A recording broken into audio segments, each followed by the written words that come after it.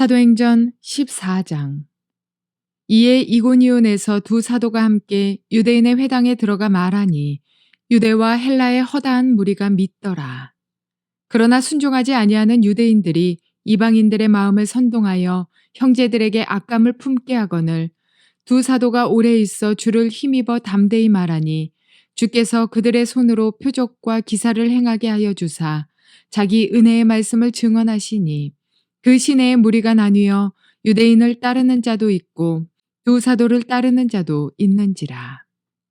이방인과 유대인과 그 관리들이 두 사도를 모욕하며 돌로 치려고 달려드니 그들이 알고 도망하여 루가오니아의 두 성 루스드라와 더베와 그 근방으로 가서 거기서 복음을 전하니라.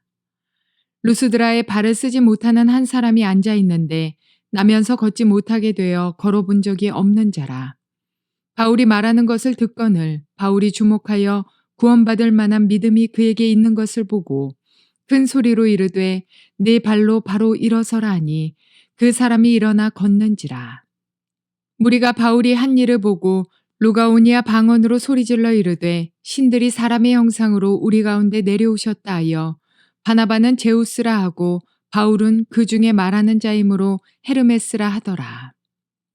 시외 제우스 신당의 제사장이 소와 화환들을 가지고 대문 앞에 와서 무리와 함께 제사하고자 하니 두 사도 바나바와 바울이 듣고 옷을 찢고 무리 가운데 뛰어들어가서 소리질러 이르되 여러분이여 어찌하여 이러한 일을 하느냐. 우리도 여러분과 같은 성정을 가진 사람이라. 여러분에게 복음을 전하는 것은 이런 헛된 일을 버리고 천지와 바다와 그 가운데 만물을 지으시고 살아계신 하나님께로 돌아오게 함이라. 하나님이 지나간 세대에는 모든 민족으로 자기들의 길들을 가게 방임하셨으나 그러나 자기를 증언하지 아니하신 것이 아니니 곧 여러분에게 하늘로부터 비를 내리시며 결실기를 주시는 선한 일을 하사 음식과 기쁨으로 여러분의 마음에 만족하게 하셨느니라 하고 이렇게 말하여 겨우 무리를 말려 자기들에게 제사를 못하게 하니라. 좋은 날입니다. 성령님께서 오늘도 여러분의 심령 가운데 깊은 평안과 큰 확신 주시기를 주님의 이름으로 축복하여 드립니다. 오늘은 사도행전 14장 1절부터 18절까지의 말씀을 통해서 성경적 선교 전략을 다시 확신합시다 라는 제목으로 말씀을 전해드리려고 합니다. 지난 시간 13장에서는 안디옥 교회, 곧 선교센터와 같은 역할, 특별히 이방인 선교센터의 역할을 한 안디옥 교회에서 바나바와 사울을 따로 떼어서 선교사로 파송한 이야기를 보았고, 그들이 결국 밤빌리아의 버가라는 곳에 도착했고, 지금의 안달리아입니다. 거기에서 육로를 통해 가지고 비시디아 안디옥까지 가서 복음을 전한 이야기를 보았습니다. 회당에 가서 복음을 전했고 또 그로 말미암아 회당 안에서 많은 반대파도 만나게 되었지만 큰 부흥의 역사도 있은 걸 보았습니다. 뚜렷하게 말씀을 듣는 청중이 두 부리로 갈라진 것을 보았고 거기에서 사도 바울이 전한 복음의 설교 내용의 핵심이 뭔지를 우리는 살펴보았습니다. 모세의 율법으로는 구원받을 수 없고 사람이 선한 행위로 천국에 가는 것이 아니다. 오직 예수를 믿음으로 그가 십자가의 피를 흘려 죽으시고 부활하신 그 공로로 그를 믿음으로 말미암아 우리는 구원을 받게 되는 것이다 하는 이야기를 전했고, 이것이 유대인에게는 반발을 가져오고 또 경건한 이방인들에게는 복음의 말씀을 받아들이고 기쁨으로 주님을 섬기는 새로운 부흥의 역사가 일어난 사실을 보았습니다. 그러나 핍박 때문에 결국 그들은 쫓겨나게 되진 사실까지 보았죠. 51절, 52절, 13장 마지막 부분을 다시 한번 말씀드리면 두 사람이 바나바와 사울이 저희를 향하여 발에 티끌을 떨어버리고 이고니오로 가거늘 제자들은 기쁨과 성령이 충만하니라. 이 간단한 두 구절 13장의 마지막 부분에서 우리가 깨달아 알 수 있는 것은 발에 티끌을 떨어버리고 무슨 이야기입니까? 예수님께서 말씀하시기를 한 고을에 가서 복음을 전해라. 그 복음을 받아들이면 거기에 머무르고 만약에 받아들이지 않으면 발에 티끌 먼지까지 떨어버리고 떠나라. 하나님의 심판의 날에 그 심판을 받을 심판이 이 도시가 이 고을이 받을 심판이 클 것이다까지 말씀하였습니다. 이것은 전도자의 확신에 대한 이야기지요. 그리고 이 복음을 전하는 것의 특권이 무엇이며 복음 전도자의 그 권세가 어떤 것인지를 성경은 우리에게 말하고 있는 부분이라는 걸 알 수가 있습니다. 바나바와 사울을 통해서 예수님의 복음서의 내용들을 우리에게 명백하게 보여줍니다. 성령이 우리에게 임하시면요, 우리 안에 내가 하나님의 자녀된 기쁨과 그 특권, 이것이 우리 마음속에 깊이 자리 잡기 때문에 세상에 웬만한 핍박과 환난과 어려움이 다가와도 흔들리지 않는 것이 성령으로 거듭난 성도들의 참 모습입니다. 그리고 그들에게 일어나는 성령이 주시는 가장 중요한 욕망은 무엇인가 하니, 간절한 소망이 무엇인가 하니, 그것은 복음을 증거해서 영혼을 구원해야 되겠다는 열정이 일어나게 되는 것이지요. 이것이 오늘 바나바와 사울에게 보인 것입니다. 그래서 이 제자들은 기쁨과 성령이 충만하더라. 왜 그런지 아십니까? 주님의 말씀대로 우리가 복음을 증거하며 핍박을 받아서 우리는 발에 먼지를 떨어버리고 떠난 것으로 인한 담대함입니다. 주님의 말씀대로 행하는 삶의 담대함이 그 10년 가운데 임한 것이죠. 그래서 이제 이고니온으로 왔습니다. 1절에 보니까 이에 이고니온에서 두 사도가 함께 유대인의 회당에 들어가 말하니 유대와 헬라의 허다한 무리가 믿더라. 자, 여기서 드디어 사도라는 말이 나옵니다. 그 이전에는 바나바와 사울에 대해서 사도라는 말을 쓰지 않았는데, 사도행전을 쓴 누가는 바로 여기에서 이 두 사람이 바로 사도라는 것을 칭하고 있습니다. 여기서 우리가 생각해 볼 것은, 전통적으로 생각할 때 사도하면 예수님의 12제자 베드로, 야고보, 요한, 이하 나머지 9명 이렇게 해서 12명만이 사도이고 그때만 사도했고 지금은 사도가 없다, 혹은 사도적 사역은 예수님의 12제자 시대에 끝났다, 이런 이야기들을 많이 하는데 어디에서 어떤 근거로 어떤 신학적 이유로 그런 이야기를 하는지 저는 도저히 알 수가 없습니다. 왜? 오늘 성경에서 바나바와 사울은 분명히 전통적 관점에서 볼 때는 사도가 아닌데도 불구하고 성경이 이들을 사도로 칭하고 있다는 거예요. 그러면 성경이 지금 잘못 기록한 것입니까? 이 사도행전과 누가복음을 쓴 누가가 지금 착각해서 잘못 적은 것입니까? 신학적으로 잘못된 사람이 신학교로 안 나와서 누가가 이런 걸 쓴 것입니까? 아니죠. 성경은 하나님의 말씀이지요. 오늘 이 본문에서 바나바와 사울을 사도라고 칭한 것은 12사도 이외에도 계속적으로 하나님은 사도적인 영을 가진 자들이 사도적 사역을 하면서 교회를 개척하여 열방 가운데 복음을 전가하기 원한다는 사실을 보여주는 것입니다. 그래서 하나님은 시대마다 새로운 사도적 사역자를 이렇게 세운다고 저는 확신하고 있습니다.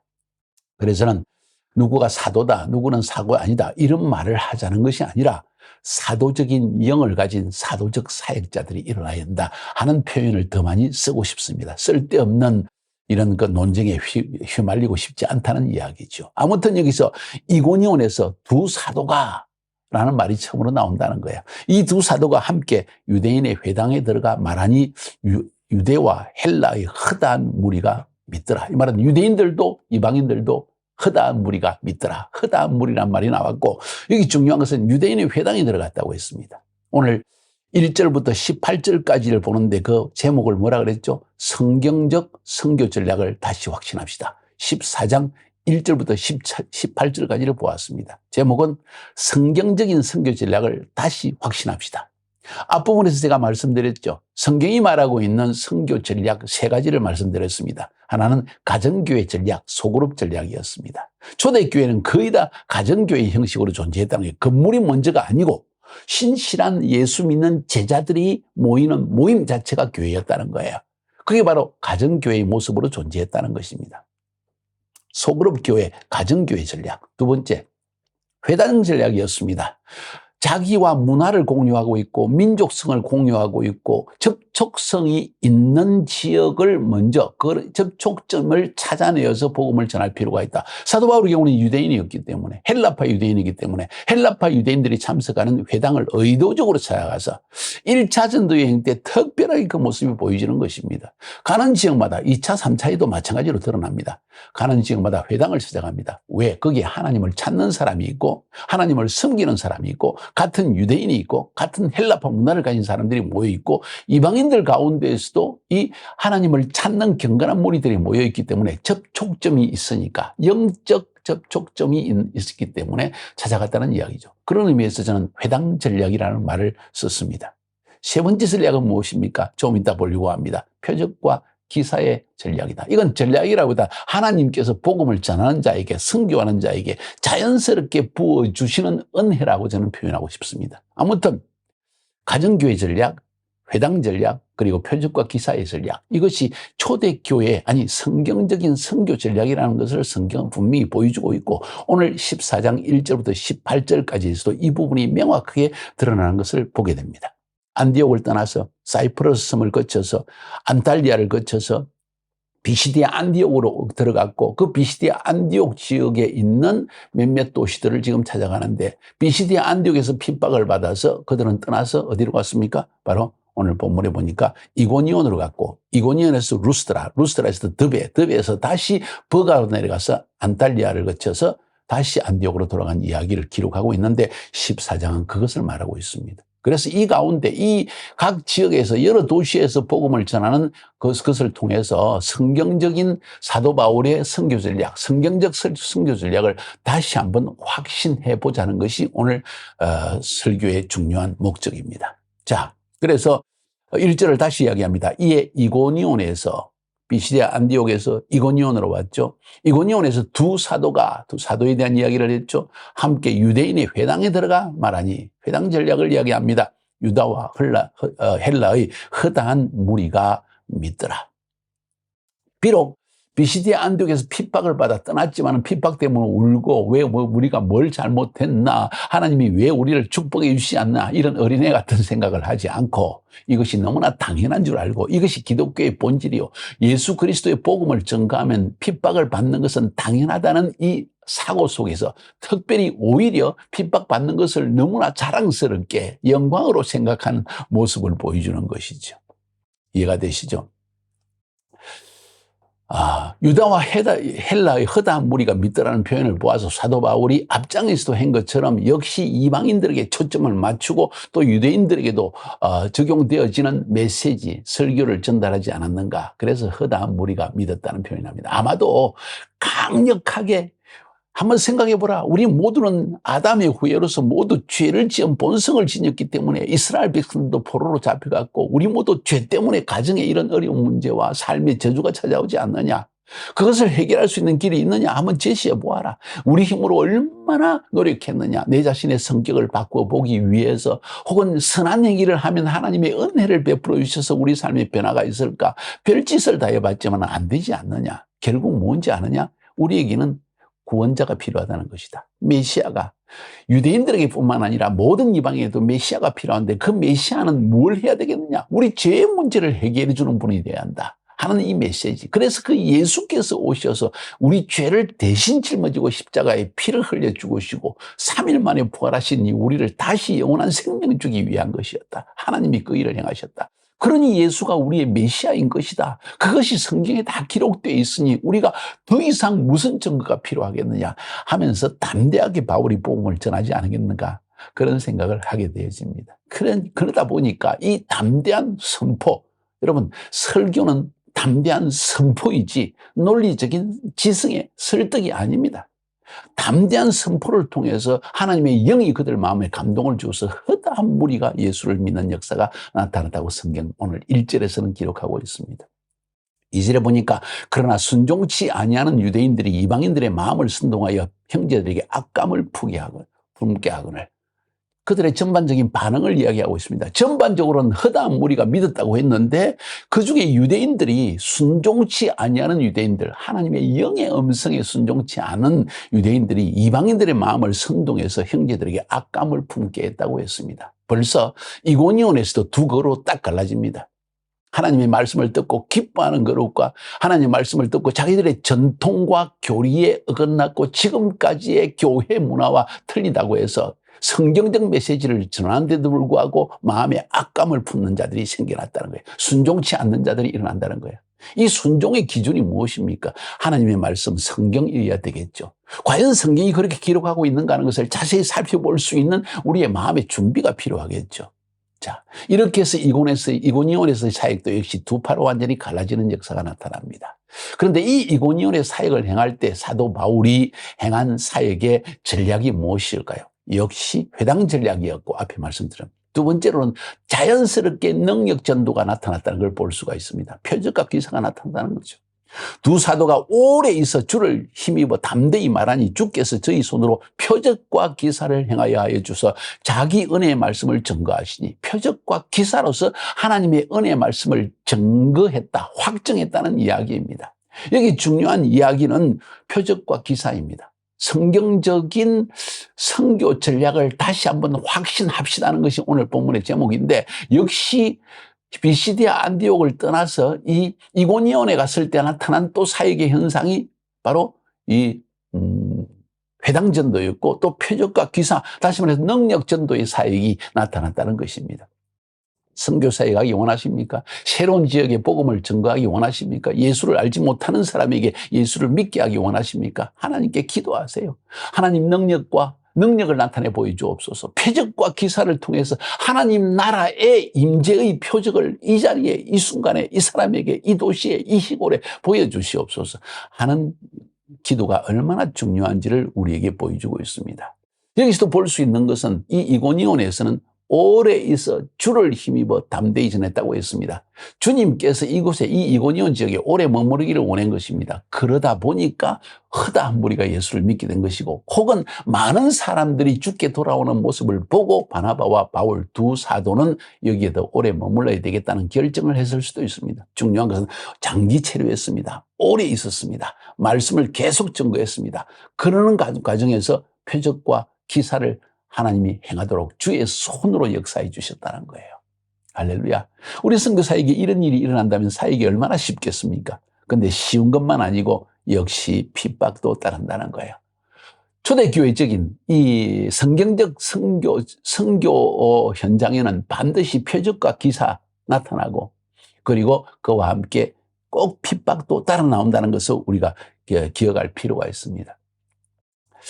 4절, 5절, 6절에 보니까 성내 무리가 나뉘어 유대인을 쫓는 자도 있고 두 사도를 쫓는 자도 있는지라. 이방인과 유대인과 그 간원들이 두 사도를 능욕하며 돌로 치려고 달려더니 저희가 알고 도망하여 루가오니아의 두 성 루스라와 드베 및 그 지역 근방으로 가서 거기서 복음을 전가하니라. 완전히 두 패로 쫙 갈라졌다는 이야기를 하고 있습니다. 이것은 여러분이 지금 시골 지역에 가든지 도시에 가든지 다른 민족에 가든지 복음을 딱 전할 때 나타나는 뚜렷한 현상입니다. 한 지역의 사람은 마음이 뭔가 감동을 받아서 나도 그걸 좀 알고 싶어. 기독교가 잘못 생각하고 있었네. 이 기독교의 진실이 이것이라면 나는 예수를 믿어야 되겠다 하는 그룹이 생기는 반면에, 다른 그룹은 자기가 붙들고 있는 전통, 교리, 문화, 종교, 이것에 꽉 붙들려서 즉시 그것을 반대하는 그룹이 나타난다는 것이죠. 대적하는 그룹이 나타난다는 것입니다. 우리가 복음을 전가할 때마다 반드시 이 두 그룹이 나타나는 것을 미리 우리는 알고 선교의 현장, 전도의 현장에 나아가야 됩니다. 그리고 그래서 핍박이 다가오거나 도시 전체, 마을 전체가 돌로 치려고 하고 복음의 말씀을 듣지 않으려고 할 때, 그것 때문에 왜 하나님이 나를 안 도와주시나, 하나님 왜 나를 축복하지 않으십니까, 이런 어린애 같은 말을 던져버리고 오히려 이건 너무나 당연한 결과이구나. 이 지역은 복음에 반발하는 그룹이 더 많구나. 다시 말해서 이 지역은 어둠의 세력이 장악하고 있고 종교적인, 전통적인, 교리적인, 문화적인 요소가 너무나 강해서 복음이 전거되기 위해서는 더 많은 기도가 필요하거나, 그러면 다음엔 중보기도자 그룹을 더 많이 보내야 되겠죠. 네, 이런 이야기입니다. 그런데 어떤 지역은 가보면 복음을 기쁨으로 받아들이고 촌장부터 시작해가지고 그 도시에 유력한 사람들이 복음을 쫙 받아들여서 전체 도시 전체, 한 지역 전체 복음이 쉽게 편만하게 전거되는 지역도 있습니다. 이런 지역은 복음을 받아들이는 하나님께서 문을 여신 지역이라 할 수 있죠. 이런 지역은 오늘 말하는 것처럼 이고니온에서 오래 머물면서 이 그룹을 위해서 복음의 말씀을 많이 전가하는 것이 꼭 필요하다는 것을 우리가 알 수가 있습니다. 복음 사역자의 삶의 모습을 또 오늘 6, 7절에서 볼 수가 있는데, 저희가 알고 도망하여 루가오니아의 두 성 루스라와 드베와 그 근방으로 가서 거기서도 복음을 전가하니라. 도망갔다는 표현을 듣고 이 복음 전도가 돌을 맞았어도 핍박을 받아도 거기에 끝까지 복음을 전거해야지 왜 도망가느냐, 어리석은 이야기입니다. 성경은 우리에게 이야기를 가서 복음을 증거하는 것은 우리의 책임이고 받아들이는 것은 그들의 듣는 사람의 책임이라는 거예요. 복음을 받아들이면 거기에 하나님의 축복과 구원이 임할 것이고 받아들이지 않으면 먼지를 떨어버리고 얼른 나가버려라. 그 사람들은 아직 준비가 되어 있지 않다. 합당치 않다. 구원을 받기에 합당치 않다. 죄사함 받기에 합당치 않다. 치유받기도 합당치 않다. 하나님의 축복을 받기에 합당치 않으니까 너희가 인간적으로 너무 노력하지 말고 어쨌든 찾아내야 됩니다. 이런 어리석은 소리 하지 말고 새 지역을 찾아가라는 이야기지요. 그리고 다른 지역으로 가서 거기서 복음을 전하니라. 우리의 목적은 복음을 전하는 것이요. 믿게 하는 것은 성령님과 하나님이 하시는 일이라는 것을 우리에게 보여주는 단적인 증거라고 저는 보여집니다. 성경적 선교 전략 다시 한번 확신할 수 있지 않습니까? 여기에서. 그러죠? 전도자의 마음 자세도 다시 한번 볼 수 있지 않습니까? 저는 여러분과 제가 그렇게 되기를 바랍니다. 그냥 앉아가지고 세상 사람들처럼 먹고 자고 그냥 졸고 이런 어리석은 삶을 왜 계속 하려고 합니까? 한번 이 본문에서 말하고 있는 사도 바울의 영을 하나님 나에게 주시옵소서. 바울의 영을 주시옵소서 기도하여서 이런 삶을 살아가는 것이 복되지 않겠습니까? 저와 여러분이 그런 삶을 산다면 우리가 얼마나 충만한 기쁨과 하나님 앞에 떳떳하겠냐는 거예요. 이런 삶으로 돌입할 수 있기를 바랍니다. 이제 8절부터 18절까지를 봅니다. 루스드라에서 전도한 이야기입니다. 루스드라에 발을 쓰지 못하는 한 사람이 있어 앉았는데 나면서 안전병이 되어서 걸어본 적이 없는 자라. 바울이 말하는 것을 듣고는 이 사람이 바울이 말하는 걸 쫙 듣더라는 거예요. 안전병이가. 바울이 주목하여 구원받을 만한 믿음이 그에 있는 것을 보시고, 여러분 설교자가 혹은 사역자가 말씀을 전하고 사역을 행할 때 쫙 보면 눈빛이 다른 사람이 눈에 보입니다. 영어로 느낀다는 거예요. 근데 바울이 딱 보니까 구원받을 만한 믿음이 그에게 있는 것이 딱 느껴진다는 거죠. 그걸 보고는 큰 소리를 가로되 네 발로 바로 일어서라 하니 그 사람이 뛰어 걷는지라. 무리가 바울의 행한 것을 보고 루가오니아 방언으로 소리질러 가로되 신들이 하나님의 형상으로 우리 가운데 내려오셨다 하여 바나바는 스스로하고 바울은 그 중에 말하는 자이므로 흠해라 하더라. 뭔 이야기입니까? 여기서도 표적과 기사, 능력 전도가 나타났다는 거죠. 어느 지역을 나가든지 바울은 항상 회당 전도하고 그리고 능력 전도, 다시 말해서 표적과 기사가 나타나게 되었다는 이야기를 우리에게 들려주고 있습니다. 오늘 여기서 나타난 능력 전도의 가장 중요한 초점, 핵심은 무엇인고 하니 말씀을 듣는 날 때부터 걸어본 적이 없는 안전뱅이가 말씀을 줄기게 듣다가 듣는 중에 믿음이 생겨나는 것을 보고 바울이 그 믿음을 가진 모습을 보고는 명령하여서 네 발로 바로 일어나서 걸어라 하니까 이 사람이 일어나 걸었다는 표적과 기사가 나타난 치유의 역사가 나타난 이야기를 말하고 있습니다. 표적과 기사는 너무나 당연한 이야기지만 어디엔가 하나님이 믿음이 있는 곳에 역사하신다는 것을 보여주는 중요한 부분이기도 합니다. 중요한 것은 11절부터 18절까지 해서 여기에서 스스와 흠이라고 하는 로마 신 혹은 그리스 신의 이야기가 여기서 나옵니다. 이 부분을 우리가 한번 살펴보는 것은 중요합니다. 스스와 흠의 누구인가? 스스는 헬라 말로 제우스입니다. 제우스. 로마로 그것이 로마의 신으로 변화됐을 때 주피터가 됩니다. 주피터 우리가 잘 알고 있죠. 헬라의 신의 이름은 제우스이고 그것이 로마의 이름으로 바뀌어지면 주피터가 되어집니다. 그리고 여기서 말하는 흠에는 헤메네스라고 하는 이 제우스의 대변인으로서의 신입니다. 둘이 항상 신이 함께 역사했다는 거. 이게 그리스 신화에 나옵니다. 헤메네스라고 하는 그리스 신이 로마의 이름으로는 머큐리라고 나옵니다. 머큐리. 그러니까 주피터와 머큐리 혹은 제우스와 헤메네스 이렇게 나오는 것이죠. 그 당시에 그리스 신화와 로마의 신화는 그 지역 전체를 완전히 뒤덮고 있는 하나의 신화를 넘어선 그들의 삶의 전통이었고 그들의 삶의 하나의 문화였다는 사실을 인식할 필요가 있습니다. 호머가 쓴 오디세이라는 책에 보면 헬라인들의 일반적인 신앙이 무엇인고 하니 거룩한 신들이 떠돌아다니는 외국인의 모습으로 촌락을 다니면서 사람의 모습으로 외국인의 모습으로 나그네의 모습으로 각 지역을 다니면서 사람들에게 선행과 악행을 조사한다는 거예요. 그래서 선행을 한 사람에게 복을 주고 악행을 한 사람을 심판한다는 이야기죠. 그래서 그들이 쉽게 생각하기에 바울과 바나바는 바로 이 그리스 신화와 로마 신화에 나오고 있는 주피터와 이 머큐리 혹은 이 제우스와 이 헤르메스라는 신이라는 거죠. 그들의 선행과 악행을 조사하기 온 신이라는 사실을 깨닫고는 결국 이 바울과 바나바에게 절을 하려고 했다는 거예요. 그러면서 바나바를 제우스라고 생각하고 그리고 바울을 흐메네스라고 생각합니다. 왜 그랬을까요? 이 허대가 벌써 이 바나바는 얼굴이 키가 크고 아주 얼굴도 예쁘게 생겼고 선하게 보였고, 그러니까 이 바나바가 제우스 출신이고, 그리고 이 바울은 흐메네스라고 생각했습니다. 머큐리라고 생각했습니다. 다시 말해서 이 제우스의 대변인이라고 생각을 한 것이죠. 아마도 바울이 말은 잘한 것 같습니다.